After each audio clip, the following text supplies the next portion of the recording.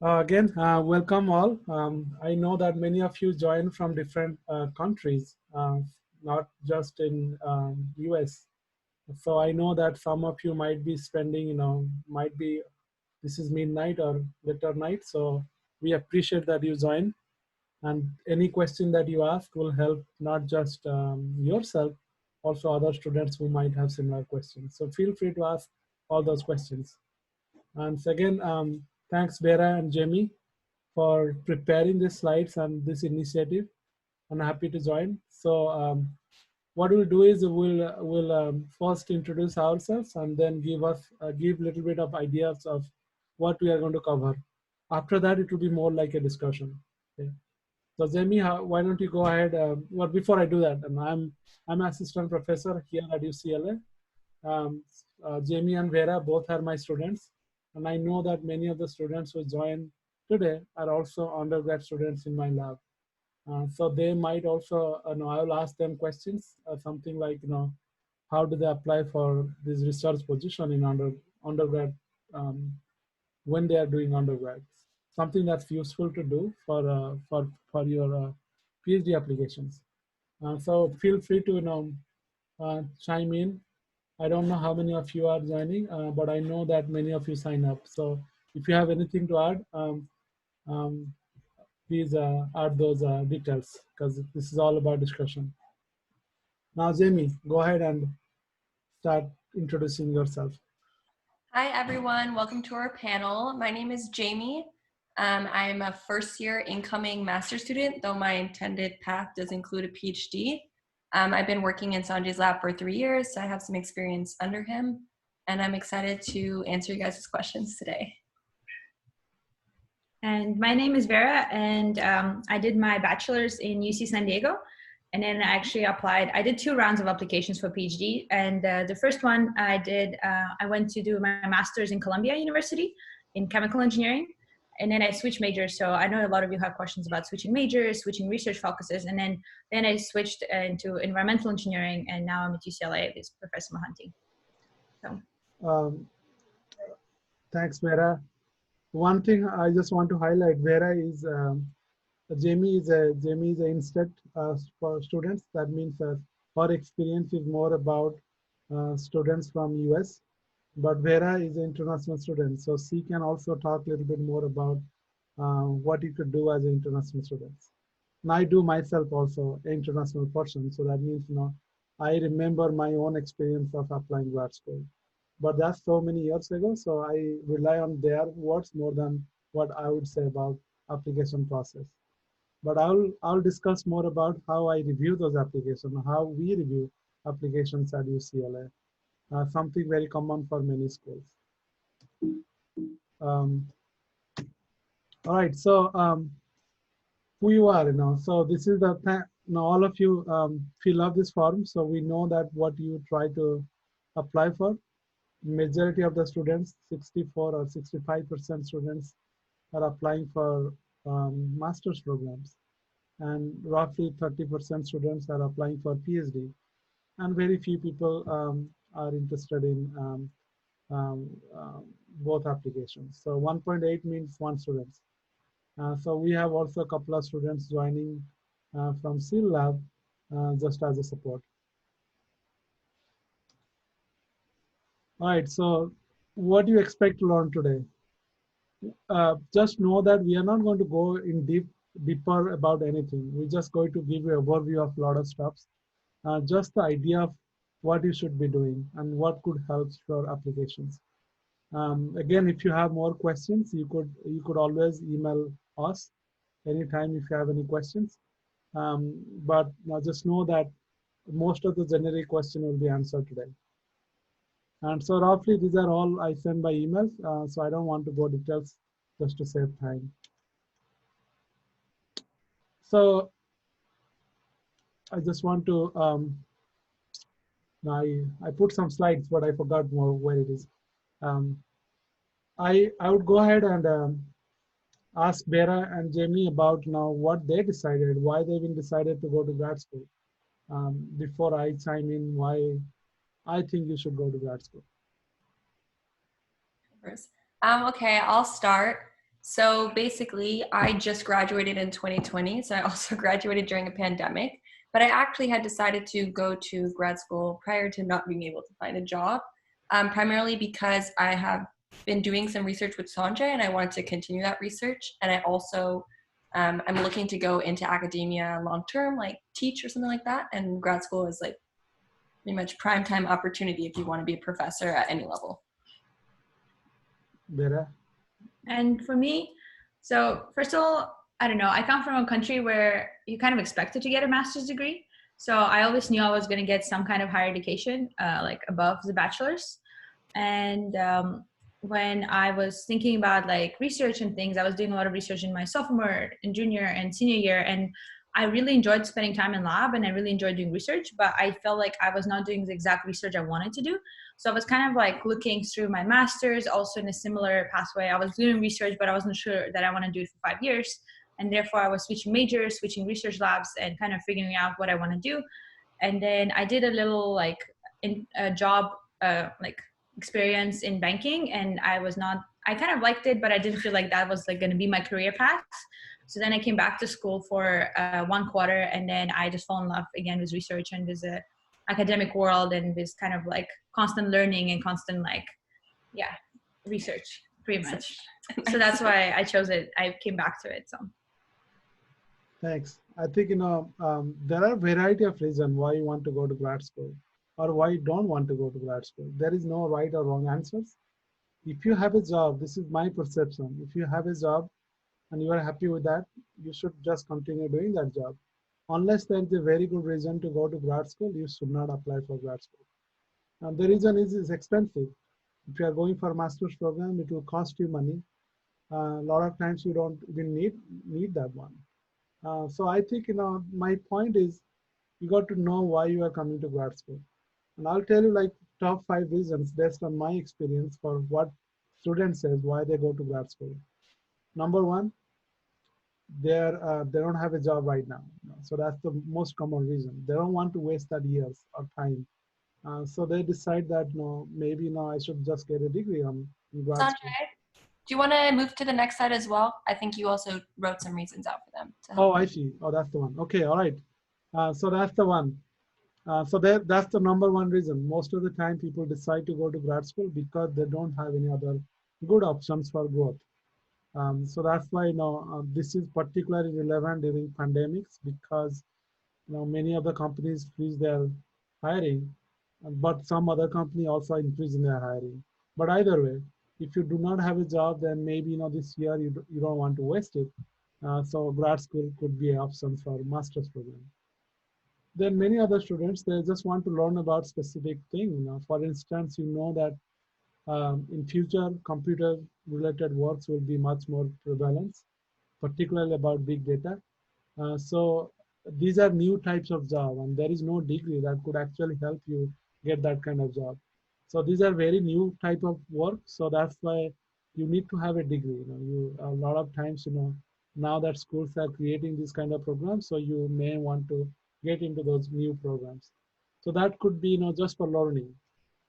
And a lot of times people come back from industry just to get a master's or PhD because they know that this is required for their promotion. And many of the private and government agencies, they require graduate degree for certain type of job. So that could be one other options. And particularly for PhD, if you want to be a professor or if you want to be a teacher, you've got to have a PhD. So that could be another reason why you want to go to grad school. But I also heard that many times people do go to grad school just because their friends are going to grad school, and it's okay. Whatever the reason, as long as you are interested, you should join grad school. And a lot of times, in my case, I went to grad school because I don't really have any other choice. My parents expect me to just go to next program, next whatever next is. So I continued to learn until PhD. After that, I didn't have any other school to go. So then I have to do a job. So that was my story. I didn't have really any other decision. And a lot of times people also like different experience. They want to go to different locations. So many students come to UCLA not because this is a great school, but also for locations. People like this place, people like LA, so that could be a reason.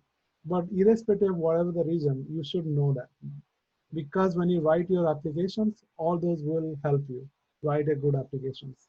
And every reason counts. You don't really have to say that I really love this field, that's why I'm doing it. It could be a simple reason. So you should know why you are applying for grad school. And this is something I wanted to mention, that a lot of students ask me, should I go for master's or PhD? In my own experience, and anytime somebody apply a PhD in my program or in my lab, or somebody come to me and say that I want to do PhD in person, I discourage them. The reason is PhD is not something that you need it for most of the job. So I discourage them with a reason, because I think they may not need it actually. A lot of times you do it for without giving a thought. So that's why I discourage. It's not necessarily I discourage because PhD is bad. Um, and you should know the difference. Masters is 1 to 2 years. School like UCLA, they have 1 year program because we are in a quarter system. So we can finish most of the coursework requirement within a year.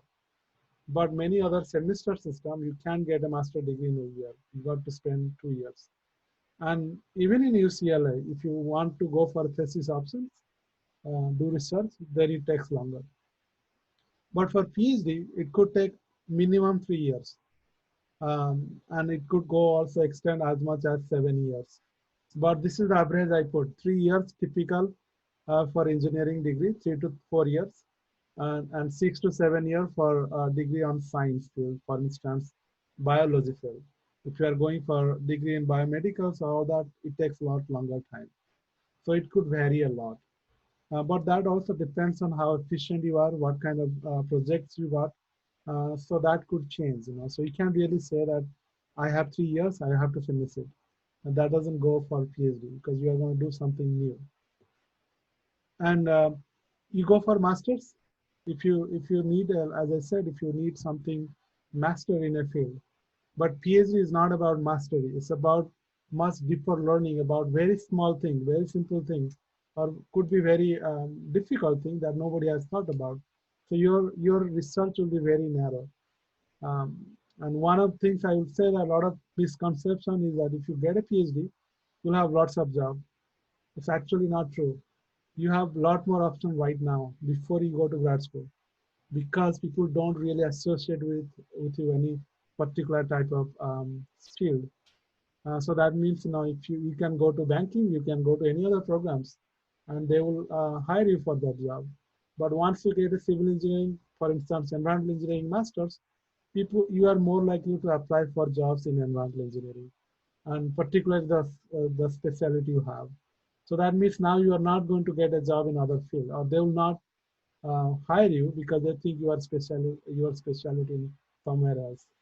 Once you get a PhD, the number of jobs that can satisfy your or that can use your degree is very small. So your option actually to get a job is actually decreasing with getting higher and higher degree, because you are becoming more focused. But if you get a higher degree, you're more likely to get a better job, in the sense higher pay job. And if you are not decided what to do, PhD or masters, you should just decide masters, because don't try to get into PhD unless you really want to. So that's just too much time commitment. Masters is also easier to get in. The reason is it's a money, because school doesn't pay anything for you. So most masters programs are self-funded. So that means if you have a bare minimum qualifications, you will get into master's program in many schools.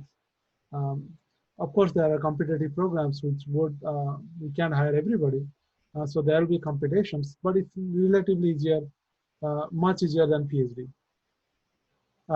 As I said, cost masters is difficult to fund it. PhD is funded by mostly professors through their projects.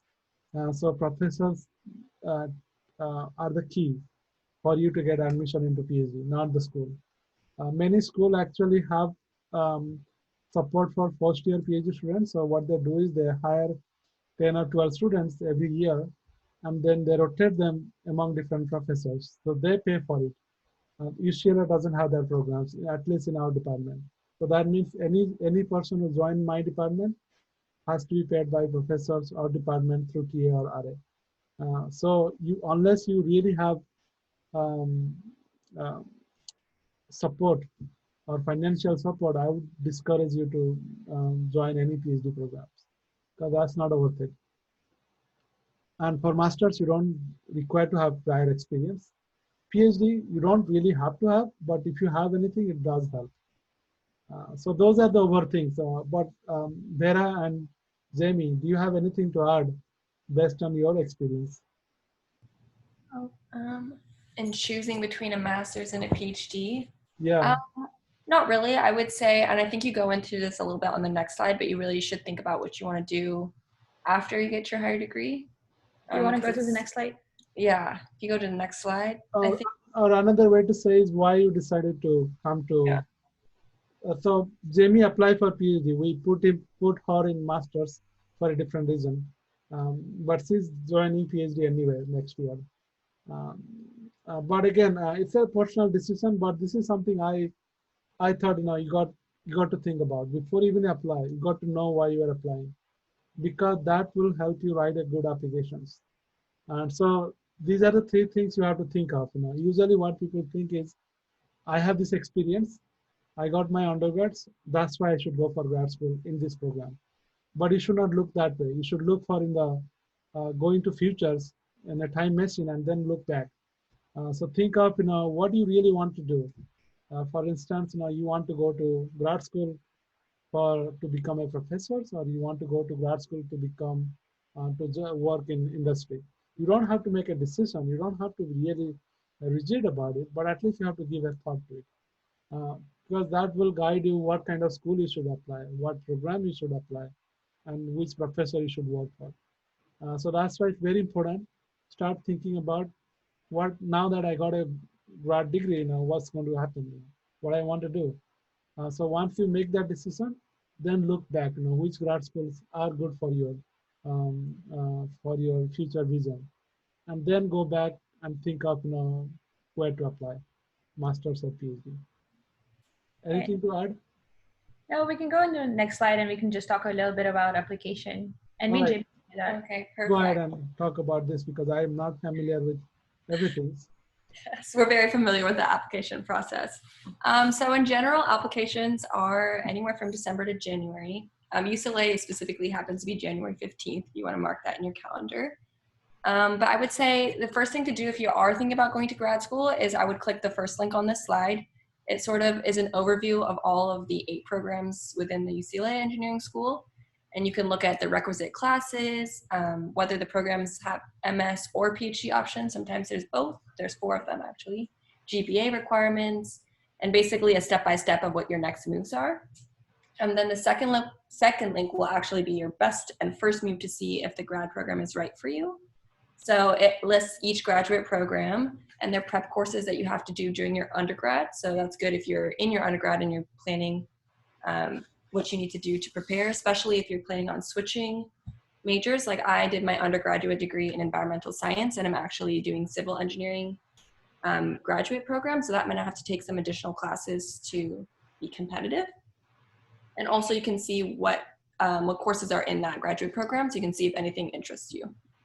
The general application consists of the following. We're going to go through in detail your statement of purpose, personal statement, your letters of rec, and your resume and things like that, because there were a lot of questions on the survey on that portion in particular. Yeah, but a lot of people also ask about GPAs and things. So I think in general, people want, I think UCLA minimum is 3.0. But if you have a professor who totally loves you and totally wants to take you, I think GPA is not a big problem. But if you're still applying to a random school that you don't know anyone and you're writing letters to professors, your GPA should be above 3.5. I think in general, the higher the better. And I didn't have a 3.5 when I was applying, and I still got into 3 schools. But I was international, so I didn't get into PhD. But we can talk about it in a second. And also your GREs, a lot of people ask about it. I think I think the higher the better for maths, because if you're applying for engineering school, like my score was like 166 for maths and like 160 for English. Because I'm international, I feel like English was kind of just like a benchmark. I didn't really matter.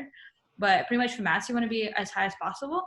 And I think Sanjay also had a few things about GRE, because I think it pretty much varies by department, by school, by professor. Yeah. I will add on to that, So let me say now what I really look for. I don't really look for GRE or even GPA when I look for applications. So school-wise, they say 3.0 is the minimum. So if you have less than 3.0, that doesn't mean that you can't get admission to master's program. The reason is, they have to cut off somewhere because they have more applications. But if you have less than 3.0, you should contact your professors, and so that person can vouch for you. For instance, I had a student who worked with me. He has GPA 3.97. That's really, unfortunate. And so what it does, when And 2.97, Sanjay. what? 2.97. Yeah, If 3.97 is unfortunate, then I think a lot of people are screwed. No. 2.97. So school will immediately reject it. Now the preliminary requirement. So then I will ask. Now what I did is I asked for the school that I want to have the students. So then I have to write a letter. Now why I need the students? Because there are so many applicants who are because school want to be fair. They don't want anybody to make a decision on just highlighting one student for their own personal gain. But I knew that this student worked with me, had research output, so I know that this person is trained. So I was able to make a case for the students, and then he got admissions. It's a different story that he didn't join, but you know that this is a possibility. So GPA is bare minimum 3 is important, so that will get you not rejections. But even you have less than 3.0, you got to contact with professors, a department, just so that you have interest, So that's important. But also, I think it's really optimistic, because most of the programs, if you're trying to go to like really top, like Stanford's, MIT's, like all the top ones, they're not gonna, like, you have to have above 3.5, you have to above everything, and you have to have your resumes, your experience, and all that. So I feel like there's a certain bar. So obviously there's easier, like I know kids who would with 3.8s being international students would not be able to get in because they couldn't find a professor who would sponsor them, so it's like really varies. But yeah, it is possible for you to get into master's program as long as you have 3.0. I think that's we talk about masters here. For PhD, most of the time they look for 3.5, but again, that's not a hard rule. It's professor specific, I think, for PhD. Again, PhD is all about professor funding you. So if the professor wants, they can hire anybody. Really, the school will not say anything, because we know that for somebody to be successful, GRE, GPA, those are all just a guidelines, but that's not necessarily guaranteed that you will be successful. There are other traits that I'll talk about. Those are more important. That's why I personally don't care about GRE or any of this. So when I hire Vera, I didn't, or any students that I had, I never looked at their GRE score. I met them before, in the sense I had Zoom call or Skype call, so that I know that they know how to speak. As long as I can understand them, I'm okay with their English assessment. But again, it varies with professor to professor. Don't take my word. This is my specific way. But other professors, they are very hard on the GRE. They look for those.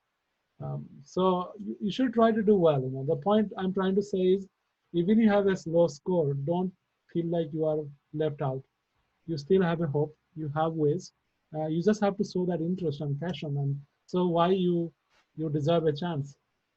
Not unless you say that, nobody's going to do that for you. So we'll discuss about all that, letters and recommendations. So let's go to the next slide. I think it's So I'm an international student, and I came here for my bachelor's, and I guess a lot of you here who are applying for grad school as well probably also have the same experience. So pretty much the extra requirements between like US citizen versus international is pretty much having your English test. But since you already, if you have your bachelor's in America, so in some English university, Australia, or some English speaking country, you don't need to do your TOEFL IELTS. So for example, like I had to do it for my bachelor's when I got in, but then for my master's and my PhD, I didn't need it except for one school I think asked for it. And I was like, this is crazy. Out of like 10 schools I applied, because I had like applied to a lot. And then you get to do the same for, get the same visa. It's pretty much exactly the same process. You just literally like transfer your service record from your current school to your new schools. Like really easy, and like your international center will walk through it.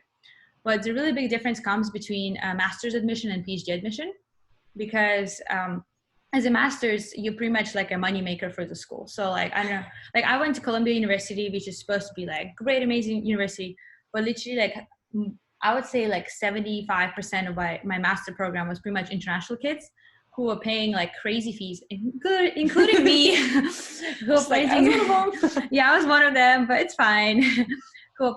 Like we are paying crazy fees to go to the masters to get that like Columbia Ivy League education, which is fine.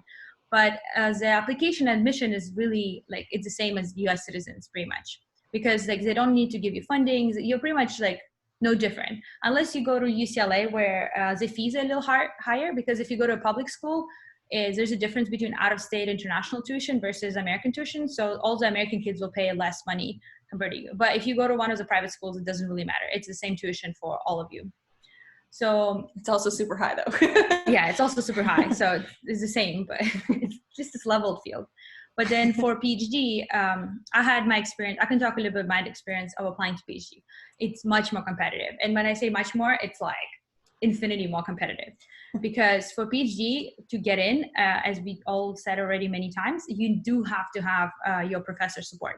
If you don't have a professor, you pretty much like nobody will take you in a department unless you apply to one of the schools that does like the first year rotational program. But even then, a lot of professors will like try to only take like a couple international students to the whole program. Or a lot of schools will only take a couple of international students to the whole program because they want most of them to be American. So the problem is with funding, and that's when you need to email the professors, like meet them, try to go to conferences, try to like, honestly, like I traveled to the East Coast and met with a bunch of professors. I had calls scheduled with professors from like Texas and from North Carolina. So like you have to be on top of it to try to get in. I even emailed Sanjay, but he didn't reply, but it's okay. We can talk about it later, but it's fine. Story of a lot of professors. And in addition, if you have your own funding, because I had some friends from Arab Emirates and I had a friend from Kazakhstan who brought their own funding, and they were able to get into more schools because like if you're bringing your own funding, so if you got your funding from your own like native country, or if you got your funding from like a random company or anywhere, you have to mention it in your application, because most of the schools will reject you because they like don't have funding and they don't want to find funding for you. But if you bring your own funding, that like increases your chances exponentially. So there's like a huge difference between PhD and masters. And I will tell you even more, like when I was applying, so I graduated from UC San Diego and I was applying for PhDs. So I submitted I ended a little high. I applied to like Stanford's, a bunch of Ivy Leagues. I applied to Cornell, like Columbia, Northwestern, like a bunch of good engineering schools. And funny things that I actually got rejected from every single PhD program, even though I applied to all of those PhD programs. And then I got accepted in 3 master's programs. So I haven't submitted a single master's application, but they would transfer my application from PhD into master's and would accept me into master's. So I could have gone to Columbia, Cornell, or Northwestern for my master's, even though I didn't even apply for the master's. So that happens a lot to international. Like I'm not the only one who it happened to. I have a friend who it happened to Cornell as well. I have a bunch of friends who like they're international, like they're really good. They have high GPAs, high GREs, good research experience, but they just don't have enough funding or they don't want to take you yet. And then they put you in a master's pile, and then you have to go there. You have to pay your tuition unless you have some weird, like crazy source of funding. And then I met my professor in Columbia, and he wanted to take me as a PhD student, but then I chose to go somewhere else. So that's kind of what happens. You go to the master's, you pay the money, and then you can find the professor in your master's program who will support you for a PhD.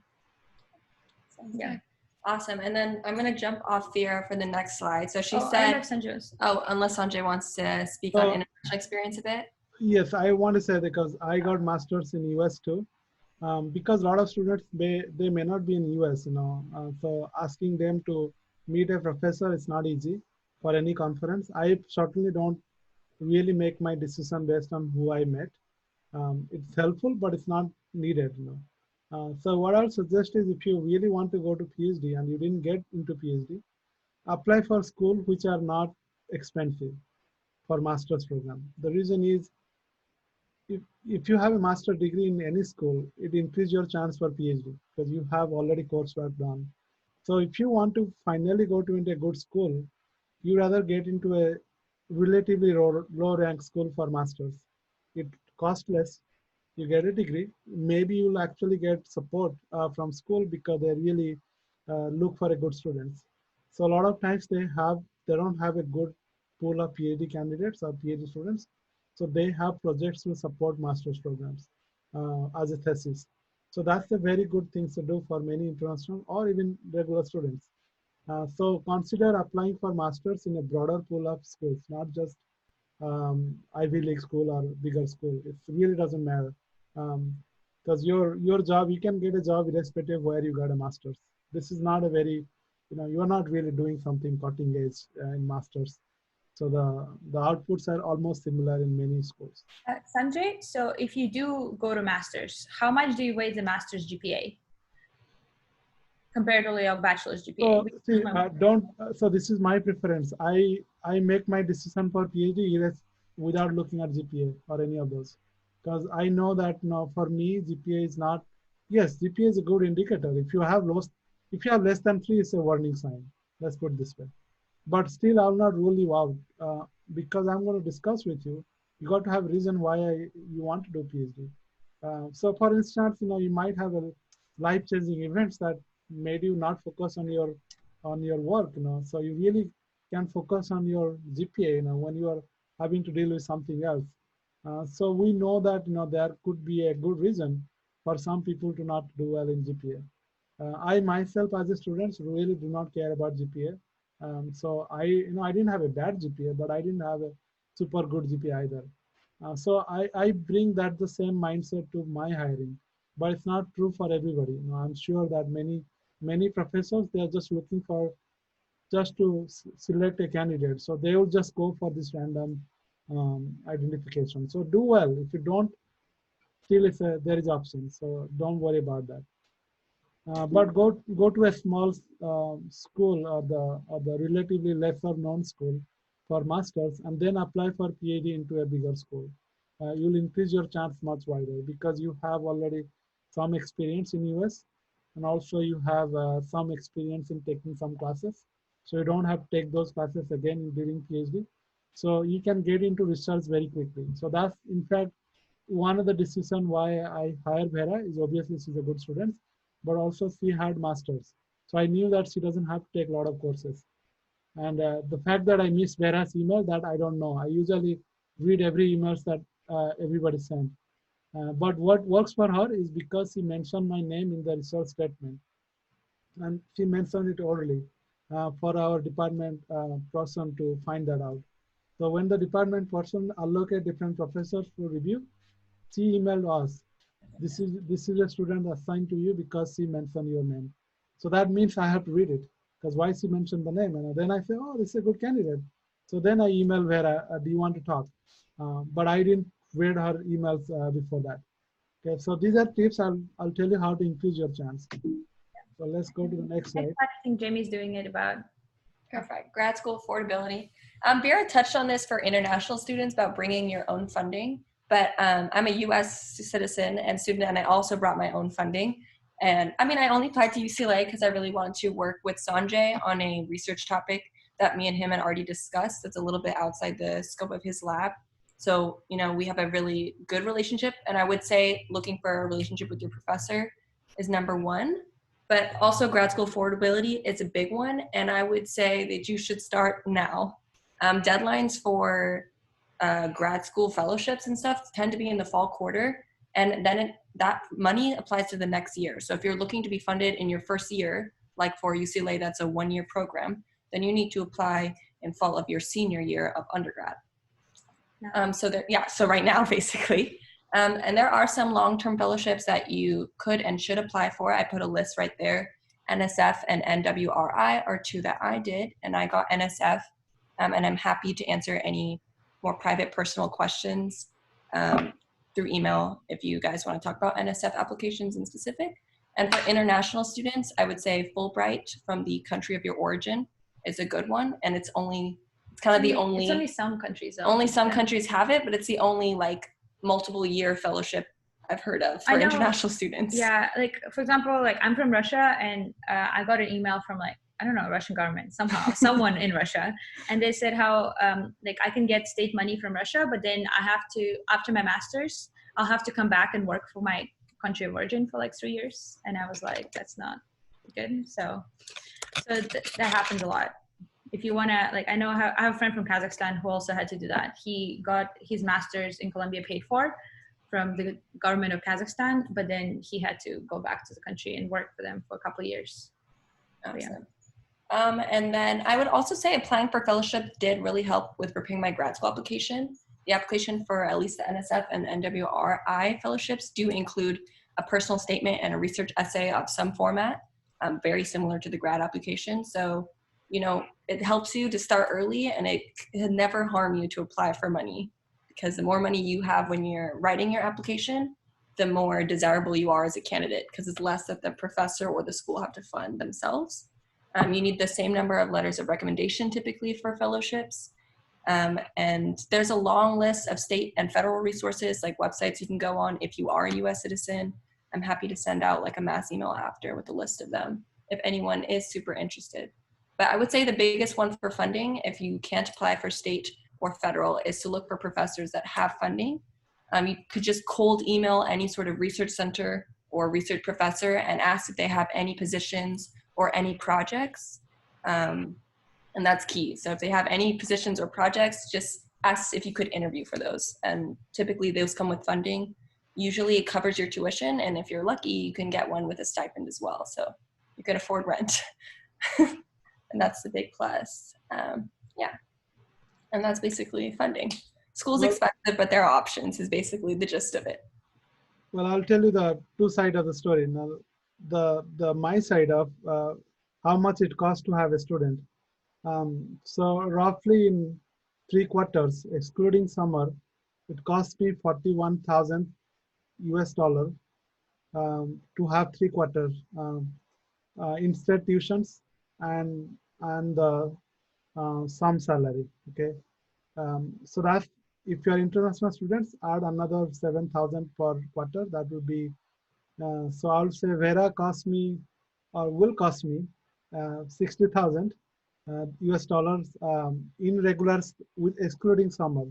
Okay, if I include summer, that will be another 20,000. So that would be 80,000 for Vera and 60,000 for Jamie. Let's put this way.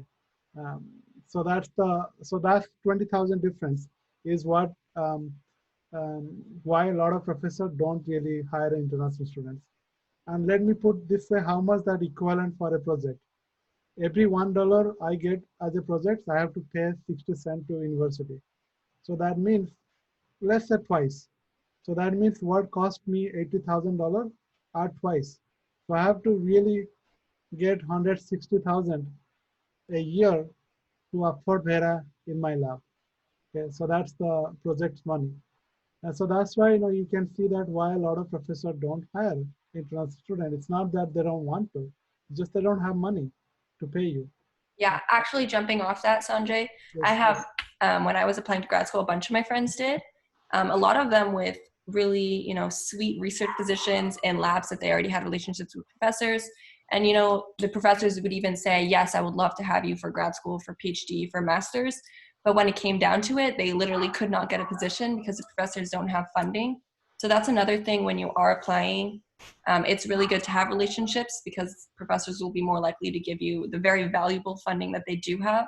And Sanjay was just telling you how hard it is and difficult it is for him to find funding enough to provide for a single student. So you have to be competitive as an applicant, but also funding is just really difficult. So it's sort of like a timing and a funding issue alongside your credentials. Yeah, I had a similar, so since I decided that I don't want to do chemical engineering in Columbia, I went to environmental engineering department there. And I found a professor who was super cool, and I took his class, I got an A, and we had a great relationship. He was actually writing me letters of rec. And I asked him if I can stay as a PhD student with him, but he just literally that year, he hired like 2 other students, and he was saying how like, I wish I could hire you. I wish you could come to me earlier, because as he literally just committed to 5 more years for 2 students, he had no funding. And he still wrote me great letters of rec, and I still have a great relationship with him. But like, he wished he could have me, but like, he literally did not have funding. So like, it's such a big like timing game as well. So like, if you're just like out of luck for like wrong year applying to, like, for example, like this year, if someone super great is going to apply to Sanjay, he won't be able to take them because he already took me, or like Jamie, and like we have a lot of students in our lab. So it's all about like timing, and that's why emailing professors, I think it's the next slide. Is it the next slide? Yeah, next we talk about emailing professors. It's really important. Yeah, so emailing professors and finding out, is this professor taking students? Can they fund you? Is it going to be TAing, or like it's finding like the right fit who's going to like fully support you for like next 5 years is like really important. And be prepared for disappointments. I can start talking about emailing professors. I feel like Jamie didn't do any of that because I only applied here, so I'm sort of like and I only applied here and I already had my own funding, so I'm sort of like not the typical application process for me. Yeah, so I was a little different. I had to email a lot of professors, and it's a lot of time. So a lot of people ask like, when do you email professors? And the time is pretty much now, like September, October. The earlier the better, because the later their spam, like their like mailboxes are going to be full, like there's like literally like I guess like hundreds of students applying. I don't know, Sanjay, how many students email you letter? Like, well, let's put it this way. When I apply for my PhD, I email almost 70 professors, 70. So that's absolutely clarify. So the reason I'll tell you, because I was in a situation where I have to make a decision quickly. I have to move out from my other labs, so I have to find somebody. So I was more desperate.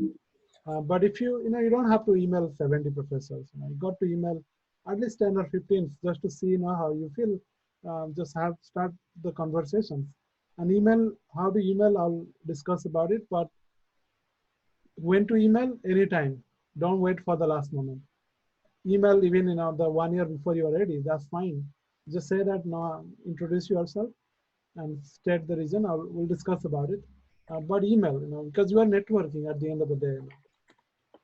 Yeah, and for me, I was able to email professors, and I didn't really like point out that I was an international student coming out here. I was just like, here's my, I pretty much attached my resume, attached my transcript, say that I'm interested in the research, wrote a bunch of sentences why am I interested in the research, wrote a few sentences about like what my research was before. I don't know if it was too long, that's where Sanjay didn't read it, or not really sure.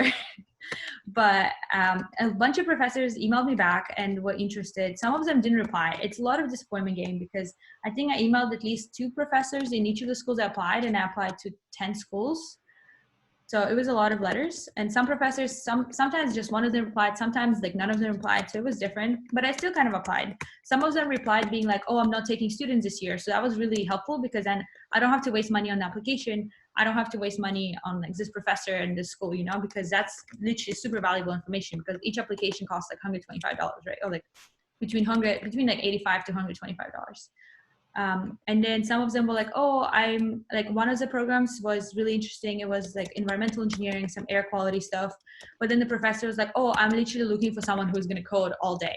And I was like, oh, but I'm more interested in like lab-based projects. And therefore, like, there was no like, the research fit was not there, because he was literally hiring someone to do like full computational like modeling work all day. And I was like, I don't really want to do that. So like, it's really good to start those conversations with professors. Even though some of them, I had 2 phone calls with 2 professors who went really, really great. And then at the end of the phone call, they found out that I was international, and the phone call just went like, oh, okay, great. I don't know. We will see if we are going to take any international students. So sometimes it's really disappointing, because literally the only thing that's stopping them is like, oh, I'm international. But other than that, like, the phone call was great. The research fit was there. And so it's pretty much like, it's really important to have that like experience and to talk to them. Yeah. And one thing I'll say that now, a lot of professors don't reply emails, not because they don't want to. I would say I sometimes forget to reply.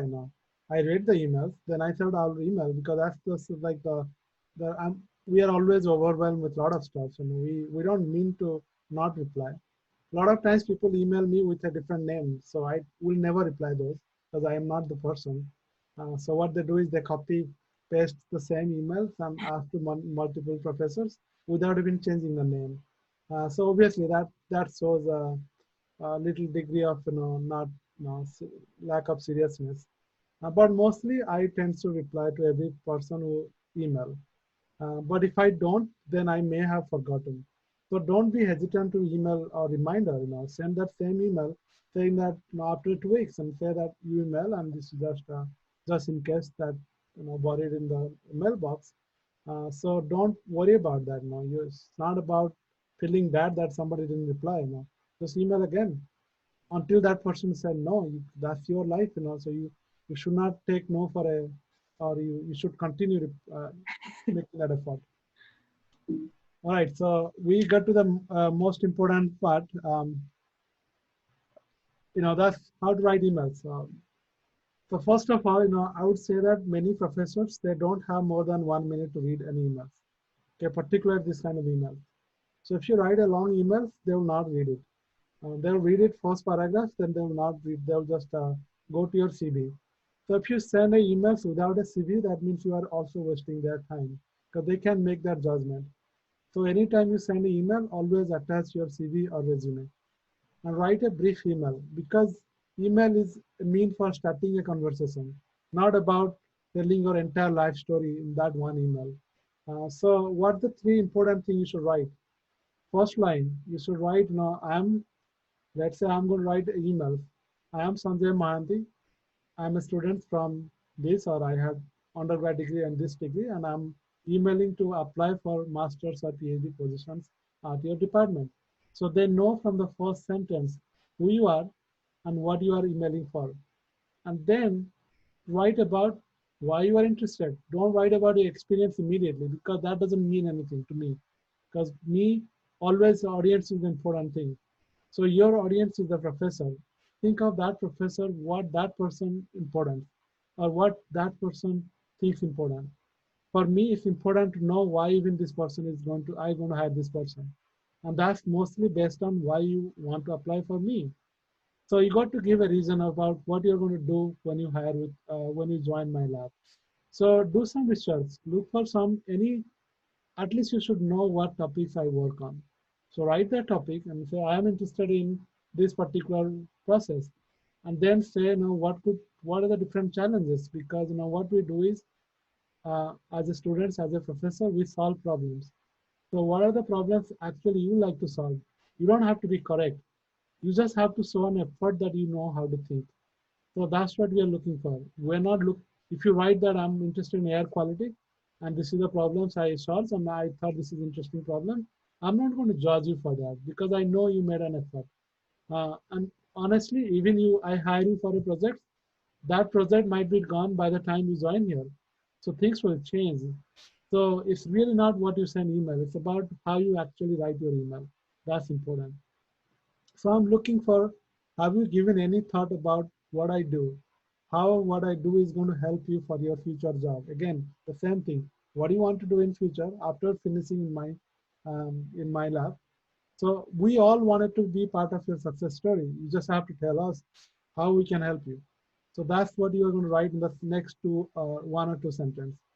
After that, you can write about your skill because you say that I'm interested in, let's say, stormwater research because this is the things important. And then you say that I have this experience that I thought will be valuable for me to start my PhD or master's as quickly as possible.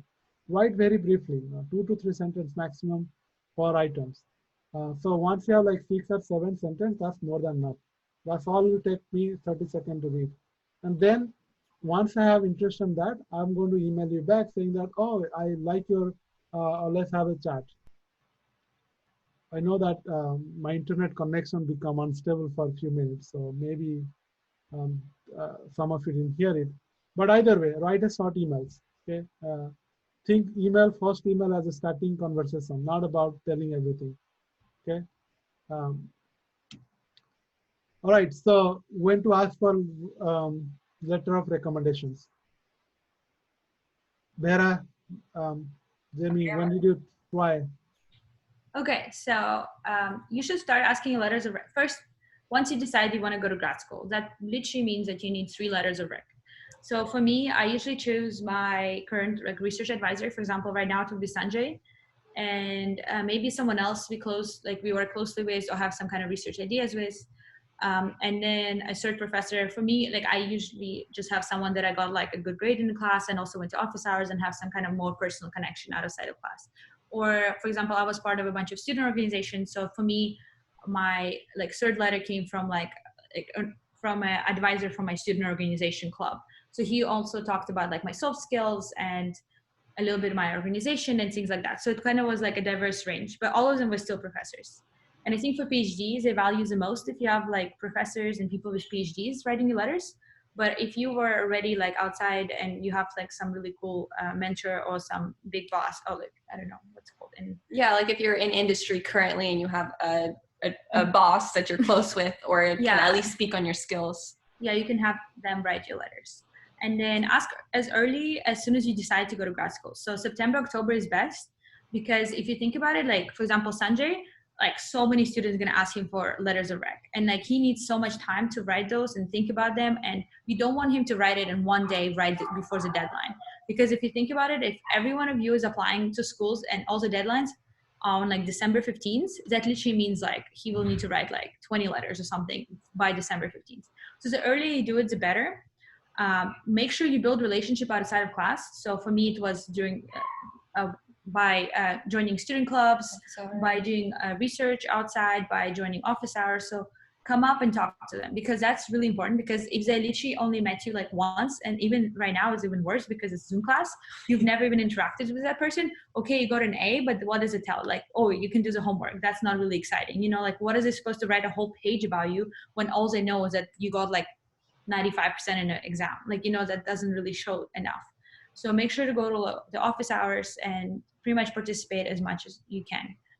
And it depends on who the professor is. I've heard all the different stories. Like I had one professor who just asked me to write him a little summary of what I do and like some little outside work. My research professor, I just told him like I'm applying to grad school, and he wrote his own, and he asked me to send him my resume, and he wrote the whole letter himself. So it depends on how close you are with the professor. It depends how much information they'll need from you. But no matter what, you should probably have maybe like a quick paragraph of summary of what you want them to write about. So for example, if you have like a bunch of really cool leadership roles or some outreach activities or any of that, like you can tell them about it. And then your resume and your transcripts. And then some will ask you to write it yourself. I think it happened to Jamie. Yeah. I know it happened to a bunch of my friends. I didn't have to do it, but I did still have to provide like 2 paragraphs of like things to talk about me. So it happens a lot because a lot of professors are really busy. So the application to you is the biggest thing in your world, but to a professor, he's got 7 students asking him. So, you know, asking for a letter rec is a favor, and it helps to have a personal connection. I would say writing it yourself is not the best, but it also helps highlight skills that you want, which is also something you should write in your request. Maybe not the first email you send just asking, but in following correspondence, you should definitely highlight skills that you want them to talk about. So if you're going into a research lab where you need to prove that you can do literature review, or you can, you know, grow fungi or something like that, then ask them to write about it, because the stronger your letters of rec are, you know, the stronger your application is, especially for a professor like Sanjay, who weighs academic achievement a little less and more on experience and who you are as a student and a person. Then having positive letters of rec can make or break the difference between you getting into the school, into getting funding, etc. Yeah, and also I was applying to a lot of schools. Here's my whole list of schools. I applied to 10 different schools, really exciting. But that also meant that I had 3 professors who had to write 3 different letters of rec. And since I was applying to different programs, one of them was chemical engineering, one of them was environmental engineering. Some of them had different research focus, and all of them had different deadlines, as you can see in my little picture here. I actually made like an Excel spreadsheet for each of my professors who's writing the letters, and with all the deadlines, with the program name, with research area, so they know exactly how to target my essays better. And then they also have the deadline, so they know that the application, everything has to be in by December 1st. And honestly, like that helped me a lot, and I could keep track of it, and then they could keep track of it, because one of my professors submitted all the letters, all of them like straight away, but some of them did all of the December letters first, and then January 1st, they're like, okay, I guess I can do the January ones now, you know? So like it helps them plan time better too. when they have the whole like view of all the things you need from them like straight away. And it just helps them, I think. But another thing is I had a lot of horror stories. Like none of my professors were like late with their letters, but there is horror stories when like you are literally chasing down your professors and they're not writing your letters.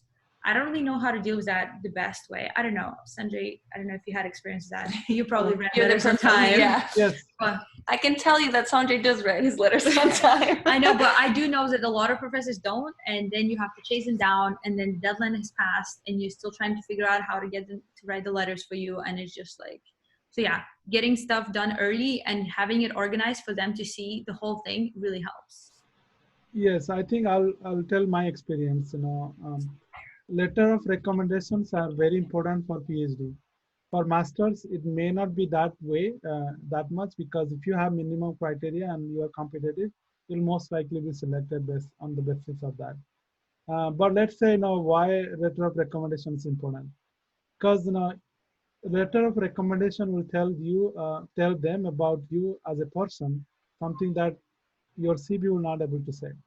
Okay, because now those are the stuffs that makes you successful. For instance, how you work, how you respond to failures, how you respond to how you communicate, how do you work with your teammates. All those stuffs you can write in your CV, but those letter of recommendations will be important. And different people have different perspective. So that's why letter of recommendations should be very personal, should be very, it should not be just a list of stuff that the professor will write. So when I write letters, I take it very seriously, because that's why I ask students to write up at least 2 or 3 paragraphs about themselves, just to get a sense of what they really think about themselves, how they approach their own work ethic in a way. But I don't write everything that they write. I use that as a context to create a story around my letters. Because I can't write just about class, because I know many of my students who are in the class, they ask for letters. So I talk about their office hour, I talk about their class performance. Those will be just 1 paragraph. That's very small. That will not be a good letter of recommendations. So I need to have more information. And I can get those information from your CV, but the story I will not get. So just by making a list of stuff that you do on your CV will look like a CV, not like a letter. People need to hear the story. So that's why I ask them about those contexts for that couple of paragraphs. Then I write my letters. It takes around something to do it 1 to 2 hours of my time if I write really good letters. So that's why you got to really ask professor to write, ask them early. And good part of that is if I write one letters, I will not change much for the next letters. So that means it will not take any more time. So that's why you don't have to worry about how many times you have to ask the professor. If you already asked the professor and that person wrote a letters, it's a lot easier for that person to write another. So just keep this in mind. All right, we are a little bit after 5, so this is the last topic: how to write a good essay. So Jamie, go ahead. You are mute. Yes, I can intro it a bit for you if you want. Okay. So for grad applications and also fellowship applications, side note, you will need 2 essays for the most part. One personal, which is kind of like the one you would have written for undergrad, but not as much of a sob story, if that makes sense. And one research. So that's basically what are you hoping to get out of the grad program? This is where you could name drop schools and professors. So Sanjay will probably speak to you later about it. Naming a specific professor or naming a specific lab in those essays means that basically your application will be brought to that particular mentor's attention. And that could literally be the difference between you getting in or out of the school. Also, in those essays, you should talk about why you want to work with that school or professor, why you like what they're doing in research currently, and how you think you could bring a research topic to that. Any sort of research experience that you have, especially for PhD, like anything that you've done research-minded, even literature review at an outside job, outside of academia, like just bring it up then so you know you have skills. And make sure you mention your diversity or outreach experiences if you've like the country or you've gone through any sort of hurdle or you're helping local schools or something like that. All those sort of things help. because that's things that they want you to do as a grad student. So you're showing that you have sort of a historical background of being a good student that they'd want in the future. You should definitely not have typos. Do not, mention the wrong school or the wrong professor in your essay, because they'll just throw away your application basically. And I would stay away from really sort of like indirect stories about you as a child hoping to do something. Maybe mention that as your intro, but also have some sort of concrete details in your essay. So you want a story even in your personal statement, but your personal statement should also have like concrete experience and details and reasons why you're a good student and applicant for the program. I think Sanjay can also talk about sort of from the backside of what makes a good essay when he's reading a bajillion essays. All right, so this is the most important document for your PhD. Okay, so this is one document that every professor will read before they hire you because they want to know how good you are in what sense. Okay, so this is a place where you can actually do a lot of research about how to write a good statement. So I will not go details about it, but I'll may provide a documents of a guidelines later, share with you guys. But just let me say, what really makes a good essay. A good essay is not more than 2 pages. Okay, nobody has time to read that much. So if you're Can't writing hear 3-4 Sanjay. pages, I was saying, can everyone hear Sanjay those in the chat? those are not It's just important. me. Okay, He's talking, but I can't hear. so you can hear. I just you just type here. Can you? Okay, all right. Sometimes my internet connection is slow, so if it does, then wait for a few seconds, it will come back. Uh, all right, so I'm going to share a document with you by email so that you know more specific details. But let me say what's important in this statement. Number one, you should have research about the program. So in the first paragraph, you should write again, I'm interested in this program. I have this degree. I'm interested in this program because of this. You got to have your future plan. In the sense you want to, this is your career path, and this is how you see that these graduate programs, masters or PhD, will enable you to achieve that target. Because if you put that very early, it makes us feel good that this person is really want to do something, and I want to help this person. So you got to put your aim or your own interest or own goal very early in the first paragraph, and then state why this school is important. And so because if you don't write the school and why the school is fit for you, we are just reading bunch of stuff. First of all, you want to make sure that it catch our attention. And the very first paragraph, when you write describe about programs, you should write, let's say you are applying for UCLA. You say that I'm really interested in UCLA because it has a cool programs on stormwater. And in particular, I know that, or you write that now Professor Mohanty, another mention a couple of professors so that you know that this will be sent to those professor for review. Say that their research on these topics are interesting, and I particularly found it interesting because of this. You give a reason that is your word, not copied from their um, um, copied from their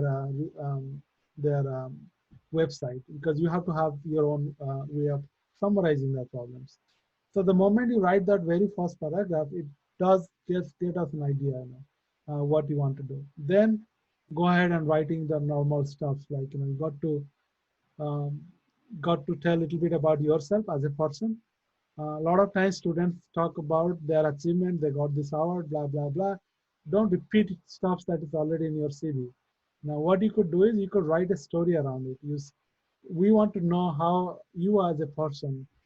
For instance, a lot of students do not like to write their failure, but I look for those, because you learn from a lot from your failure. So tell your story. Let's say you have some difficult experience and then you didn't really succeed, and really you are trying to find out. Again, think of your audience. That's us. We want to feel good about ourselves by giving you that opportunity. So you got to tell us, a really honest story about why you want to do what you want to do. So the more you write like a human, not like just a list of stuff, that will look much better on your statements.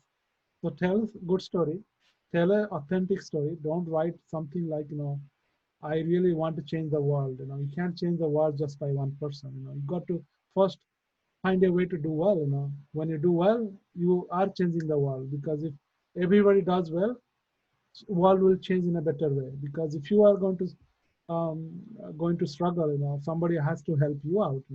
That means that person is not occupied in other thing. So again, my point is, write your story. I'll send more details about those specific different paragraphs, what's the essence of it. And when you write a paragraph, make it very concise. And the very first sentence should be topic sentence that tell me idea about what is this paragraph about. A lot of times what professors do is they read the first paragraph, they read the first couple of sentences of each paragraph, and they get a sense of it. And then they decide whether they want to read or not. So we decide within maybe 30 seconds or 1 minute whether we want to actually read this statement or not. That's why it's very important. First paragraph has to be a very good summary of a lot of stuff. And then every first two sentences of each paragraph should be the main point. And then I'll tell more details, but spend a lot of time on that. Let it reviewed by many professors or any other. It's okay to ask a professor to say that, can you revise my statement? A lot of professors don't have time, so they may give you just overall comment, which is still okay compared to nothing. And a lot of times you can also ask other grad students. So it's a very good way to start is ask the grad students who already get admissions. For instance, Vera, Jamie, they have their own experience. So when you send them letters or the statements, they are more likely to read it. So any feedback you receive, it will improve your statements. But spend a lot of time on it. Me Yes. personally, put my email on the second slide, the Jamie Leonard email. I'm happy to read people's statements or review your applications or answer any questions and things like that. All right, I guess Vera as well.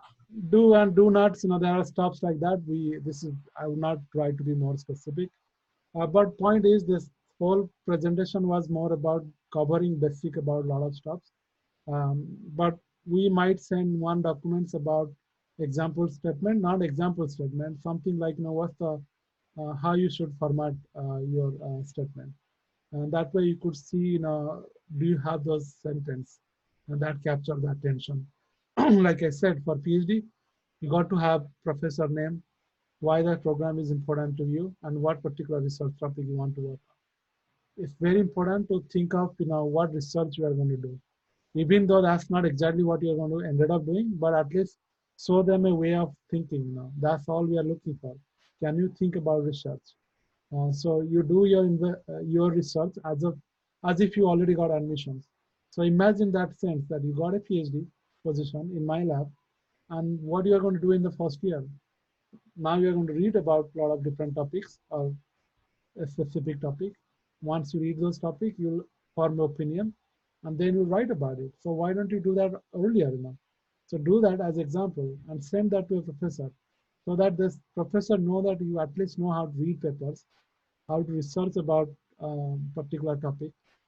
That's a very valuable experience. Don't write very basic thing. Write a story and very specific thing. Specific in the sense that particular research topic, because we want to see as example. But Jamie and Vera has to leave. So what I'll do is, they will leave. But you guys I'll be here for another 15 minutes. If you have any questions, I can start answering those that we didn't cover so far. So I will now open this whole meeting for question and answers. You can either question by directly talking to us, or you can just email the put in the Zoom chat.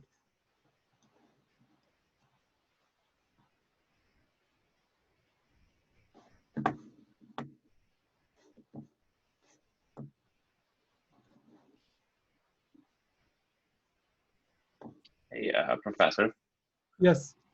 Can I ask a question about the bringing your own funding? Is that just applied to PhD program, or is it also something that we should consider for masters?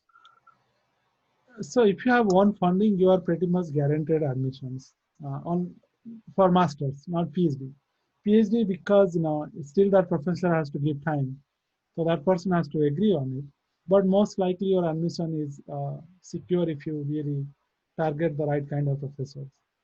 But Okay. again, it's it's very rare that students come with their own funding. Yeah, I understand. Thank you. Mhm. What I'll do is I'll just skim through some questions that you guys asked and see if any of those questions we didn't cover. But feel free to ask me questions right now while I'm looking for those questions.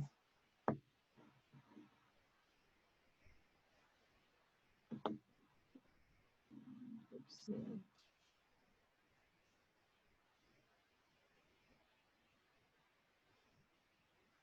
all right, there's a question from Laura. Is it preferred to have letters of recommendation from mostly professor, or can 2 or 3 of them industry? Yes, you don't have to have professors writing. As I said, for you to succeed, it's not really about academia. It's about any experience that you have in your job. Because we are also looking for, who you are as a person, how you have developed your work ethic. For instance, being in right time, being punctual, working in a team environment, all that doesn't have to do with just school. So we don't really look for just who write letters. So if you have at least have one professor and the rest of them from different industry, that's fine.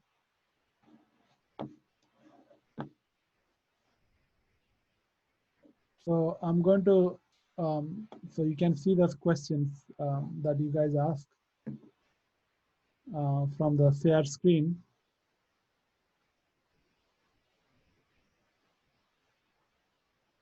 The question is, given that most of every form of the contract is currently virtual, what do you suggest is most effective way a student can ask a professor for letter? I think just don't be hesitant. This is your life. There is no point of thinking when to ask. Just keep asking. Just until that person said no, or don't take no for answer unless that person said. Do you have any advice for students who endeavors to pursue higher education but fears they do not be able to afford it? This is a very important question. Again, everybody not have the same financial conditions. Most of the PhD programs will not have you spend any money of your own money. So if you do not, if you're financially not secure, directly go for a PhD programs. So that way your school is paid for. And if you're going for master's, spending like so much money on tuition, and you're really struggling with the other things, I don't think it's a good way. You rather go for a job and then come back for masters. Is there a certain topic or form of writing that a student should stay away from? Okay, we talk about this one, so we don't really. This is another question. Do you have any advice for students who may suffer from imposter syndrome?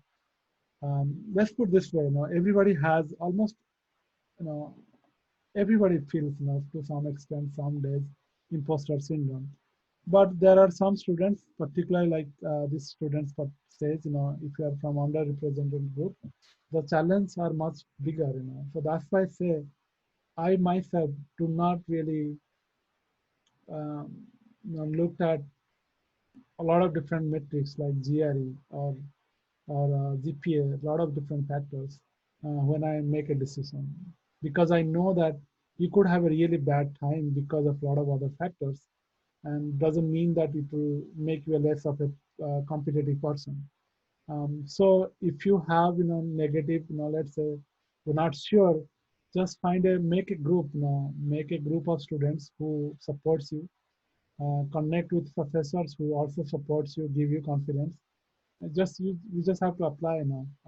Just surrounded by the people who make you feel good about yourself, not just I'm sure there are a lot of people who it's intimidating a lot of times to see that they have all this, I don't have it. It's okay to feel bad. That's fine. Just keep doing the minimum thing that's needed.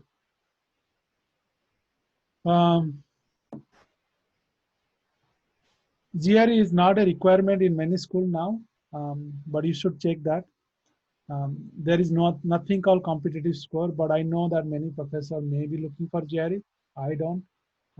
It's okay to, we also know that GRE is not a metrics for success. That's why I myself didn't do well in GRE. So that's why I said, who am I to judge for you to what GRE you have? Are these universities that offer online master's program, which you can concurrently with a full-time job?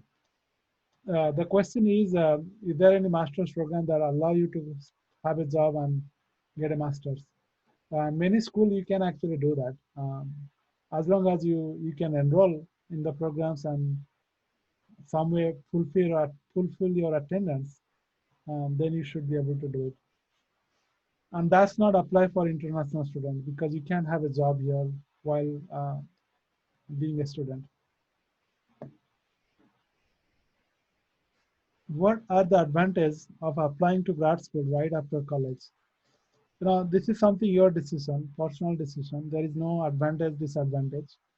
I will say that if you want to be a professor, then you should go directly to the grad school because you know that industry experience will help you, but it's not really needed. But if you are not sure about what programs you want to get into, or whether you want to be in academia or not, then you should not try to have a job experience, industry experience before you come. Any industry experience will actually be helpful for you to be more efficient in grad school. Tips for interviewing, that's a big subject. I will not be able to focus on that in this meeting. There's a question about, if you have any class requirement, what is the best time to take the class? Your application will not be rejected because you didn't take a class when you are applying. So if you plan to attend that, take that class, in let's say spring, and you are applying in fall, fall of that year, and then nobody will reject you for that. What happens is anytime you have, let's say you are applying to our programs in civil engineering, and you don't have a course on fluid dynamics, we'll tell you that you have to take this course some point. So either you take that course after coming here, or you take that course during summer time in extension or any other community college. So that will not really deter your application process.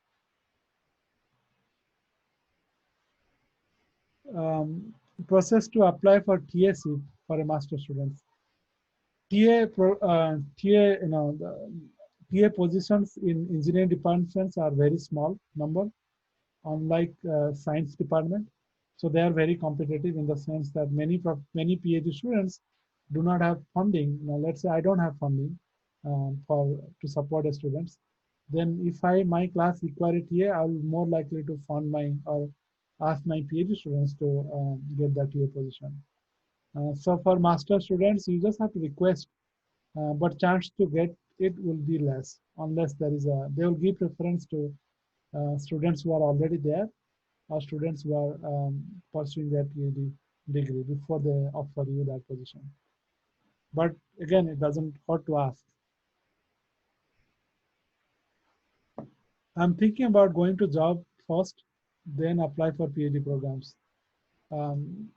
I think, it really, if you go for a job, it's not a problem. I didn't read the entire things, but my point is, again, it come back to the same question. What do you really want to do after PhD? If you feel like that job will help you, that's fine. Take that break, do that job. You learn certain aspect of it, and then you write that in your statement. It will improve your applications. Any experience is better than no experience. Okay, but again, nobody expects you to have a lot of experience when you apply for PhD or masters. If you already have it, that's great. If you don't have it, you just have to make that effort how to write it well.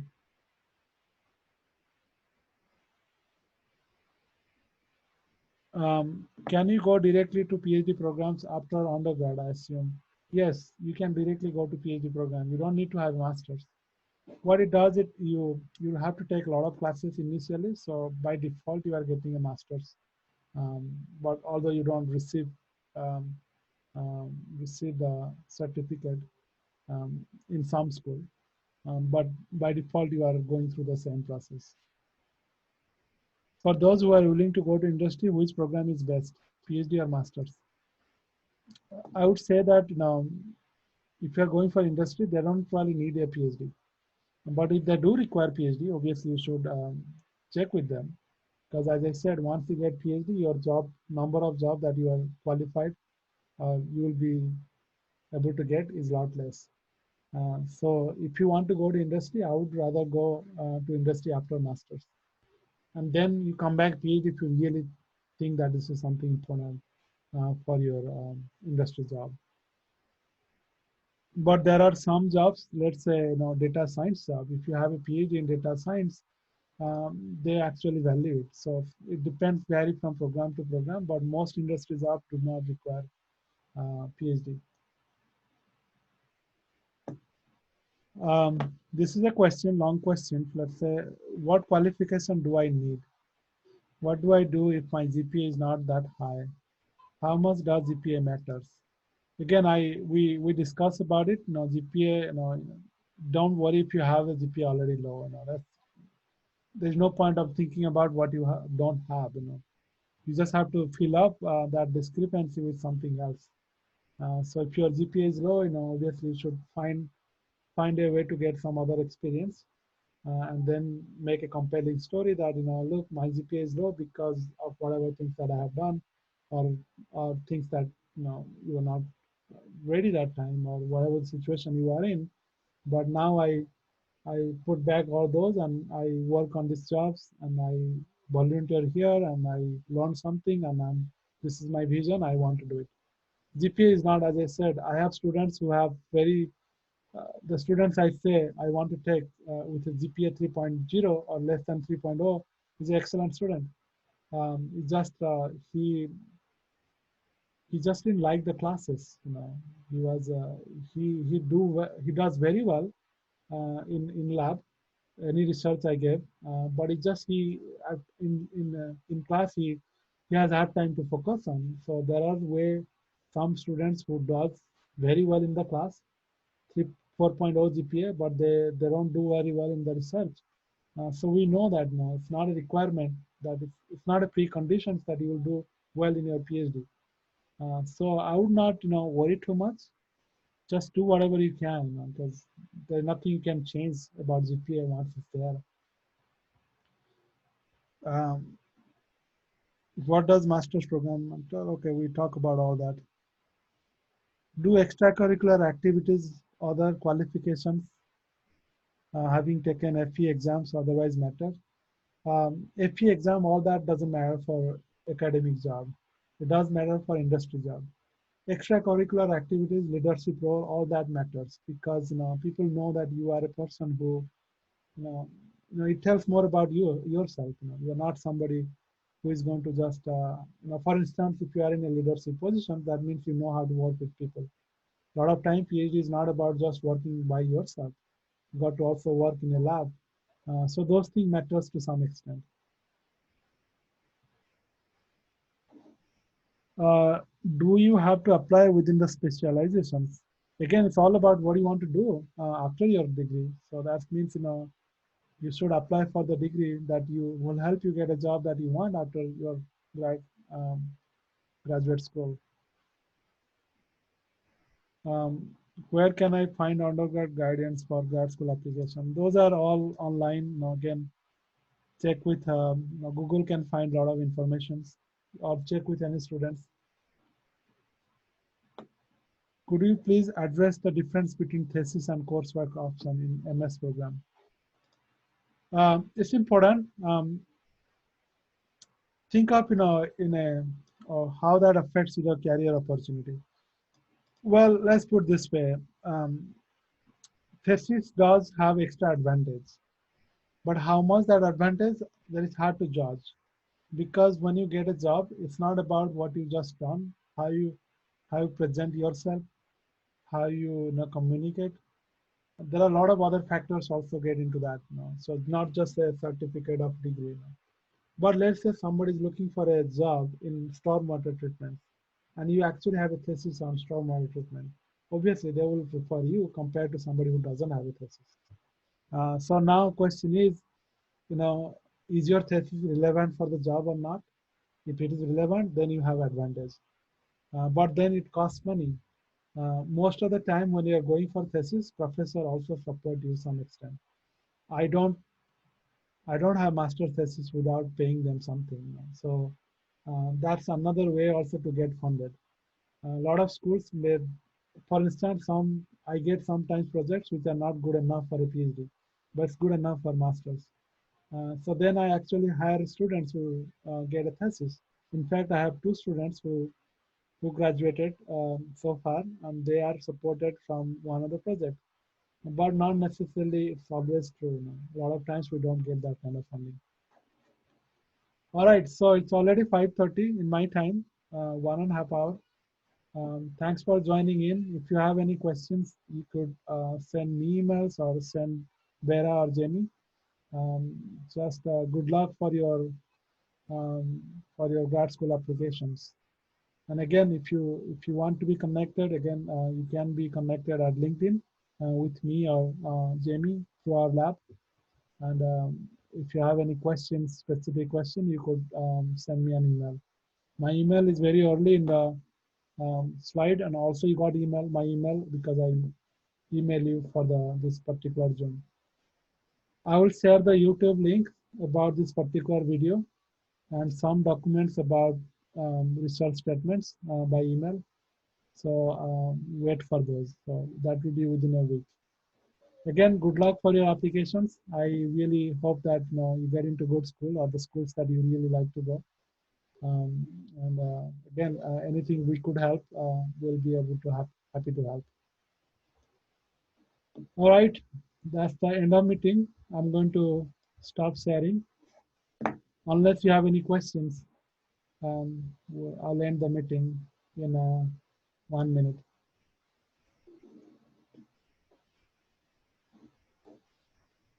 All right, bye all.